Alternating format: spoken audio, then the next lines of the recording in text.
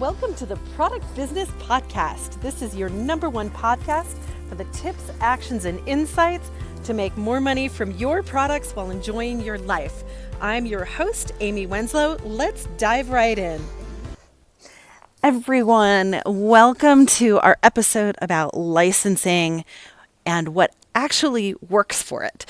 This is a concept that a lot of people misunderstand, and everybody thinks that licensing is just their magic ticket, and that it's just going to be blue skies and sunshine all the time. And frankly, that's part of it, possibly, but the statistics about how many deals actually come to pass and how they happen are pretty intriguing, and most people don't talk about them. So I happen to know some of the people that founded the infomercial world, and I was speaking on stage at this large event one time, and I was right after Dave Kapos, who at the time was the head of the U.S. Patent and Trademark Office, and one of the founders of the infomercial world was the speaker right after me, and that's AJ Kubani. And in talking over lunch, I was digging in a little bit more to the statistics. Now, first off, the numbers are kind of crazy, right? They see 250 products a month, take meetings with 25 of those. Of the 25 meetings per month, 12 projects a year get launched. So the odds are pretty insane, right? So how do you actually get a licensing deal to happen is one thing.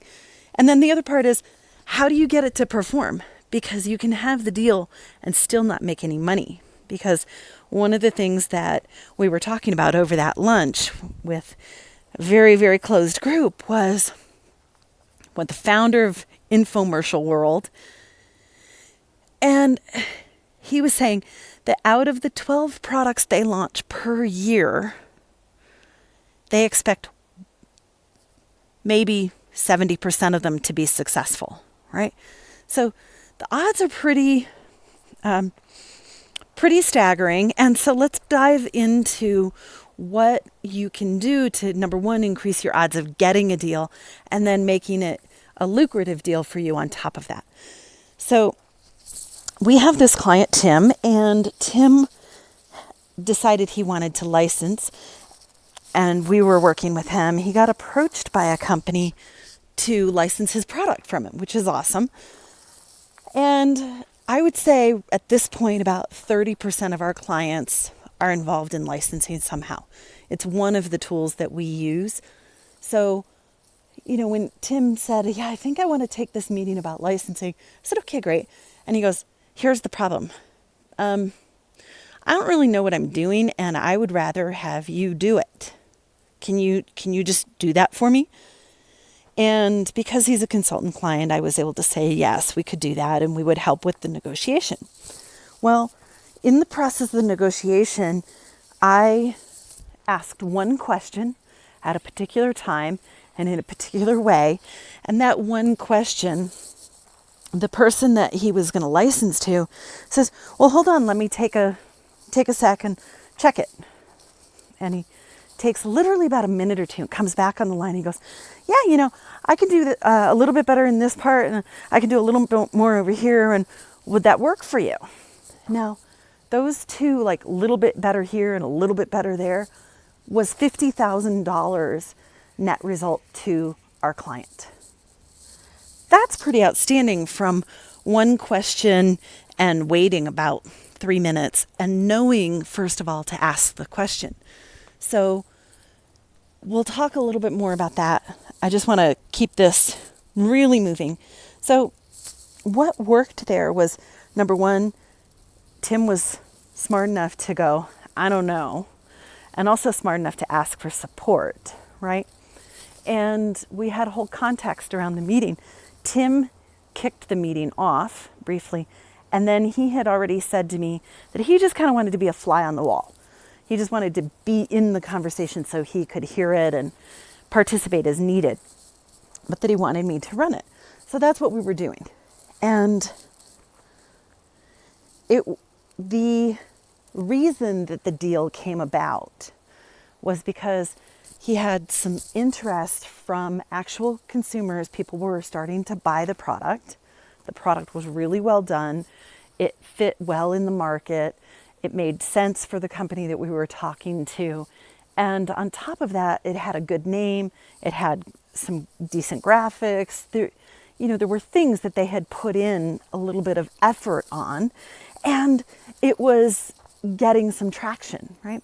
So one of the major things that works is this idea of make the deal look compelling, not just the product, but the deal.